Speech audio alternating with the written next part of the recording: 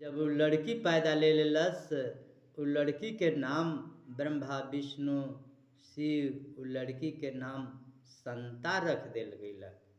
और जब संता रख देल गई और जन्म जैसी लेलक तैसे संता नाम रह करके नामकरण करके और उ लड़की के दे दिल केकरा पास, एक ऋषि के पास बचपने में दे दिले। लड़की के नाम संता, राजा दशरथ जी के पेट से। लेकिन उ लड़की के नाम का रखल गई संता। अब उ लड़की के एक ऋषि के पास जीमा लगा देल गईल।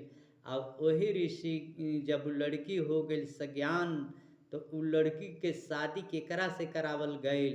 श्रृंगी ऋषि से। श्रृंगी ऋषि से शादी करावल गईल। और जब श्रृंगी ऋषि के शादी कर ले श्रृंगी ऋषि, तो श्रृंगी ऋषि के ससुर के भइल राजा दशरथ जी। कहे राजा दशरथ जी के पेट से अवतार है।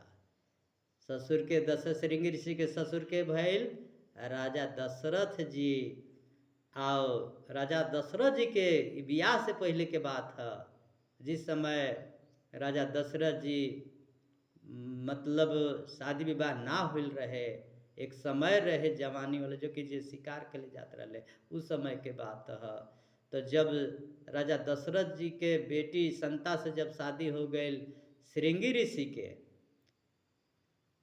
तब एकरा बाद जब श्रृंगी ऋषि से शादी जब हो गई तो श्रृंगी ऋषि राजा दशरथ जी के जब शादी हो करके जब पुत्र ना होत रहे तो वही श्रृंगी ऋषि जी आन करके जग करा देले, एक संत बन करके। अब बसी अथी श्रृंगी ऋषि कि श्रृंग ऋषि वशिष्ठ बोलावा अपुत्र काम शुभ जग कराव। कहल गईलक जे भाई श्रृंगी ऋषि के बोलाव। वशिष्ठ बाबा कहलक श्रृंगी ऋषि के बोलाव, हम आइब अयोध्या में जग कराइब, पुत्र सृष्टि जग कराइब।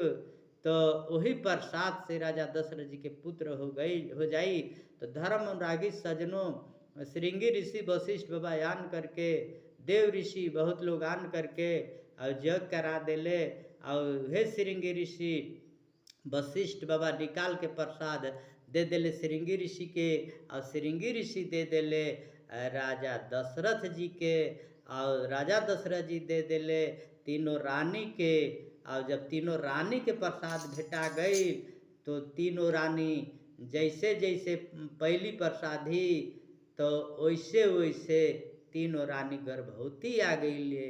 तब हे राजा दशरथ जी ये जब गर्भवती आ गई तीनों रानी, तब वहाँ पर एक चौपाई बन गई कि दशरथ ससुर, श्रृंगी ऋषि जी कहले कि दशरथ ससुर त राम मोह सारा, अब मैं हूँ पिता प्रभु पुत्र हमारा। श्रृंगी ऋषि कहले जे दशरथ जी ससुर बड़े, क्या उनकर बेटी से हम शादी कैली। और राम जन्म से पहले हम जब जग करौली तो हम प्रसाद खीर दे देली राजा दशरथ जी के, प्रसाद दे देली तो खीर से लड़का पैदा हो गई। तो वहाँ पर श्रृंगी ऋषि का बन जाले, राम जी के पिता बन जाले। कैसे कि दशरथ ससुर राम मोह सारा। जब दशरथ जी ससुर हो गए तो राजा दशरथ जी के बेटा राम जी, तो राम जी सारा हो गए। दशरथ ससुर तो राम मोह सारा, अब मैं हूँ पिता प्रभु पुत्र हमारा।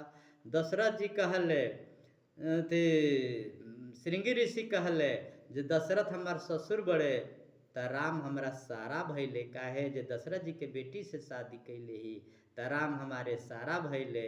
तो जब पुत्र सृष्टि करके प्रसाद दिली और लड़का पैदा अवतार हो गई राजा दशरथ जी के, तो हम देली तब होइलक तब पुत्र हमारा प्रभु पुत्र दशरथ ससुर त राम मोह सारा, अब मैं हूँ पिता प्रभु पुत्र हमारा। ये राजा श्रृंगी ऋषि जी सार भी बना लेवले और राजा दशरथ के ससुर बनावले और राम जी के पुत्र भी बना लेवले कि प्रभु पुत्र हमारा। धर्म अनुरागी सजनों, इस प्रकार के राजा दशरथ जी के वृत्तान है ये। और कथा एकरा बाद कल चली यहाँ से।